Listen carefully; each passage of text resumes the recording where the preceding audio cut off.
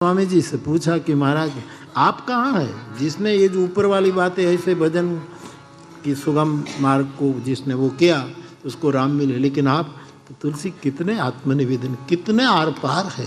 कहा तुलसीदास प्रभु पथ चले, मैं तो मार्गी हूँ। ये लोग जो मार्गी की टीका करते हैं ना, उसने तुलसी को भजा ही नहीं, भजेगा तो क्या पढ़ा ही नहीं। अरे पढ़ा क्या, छुआ भी नहीं, शायद उसको छूने का अधिकार भी नहीं। ये गंदे हाथ, ये डर्टी हैंड्स नहीं छू सकते, इतनी पवित्र।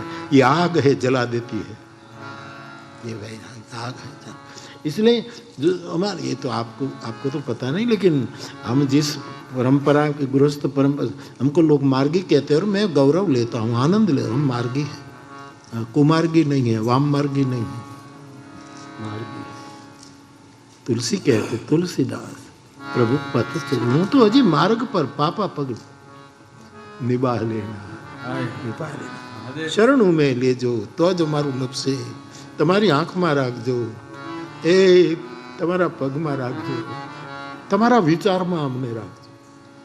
તમે જેવું વિચારો ને એ વખતે અમને પણ સાથે સાથે વિચારવા દો, તો જો લેહું નિભાવ, બાકી નિર્વાહ કરનું बहुत मुश्किल.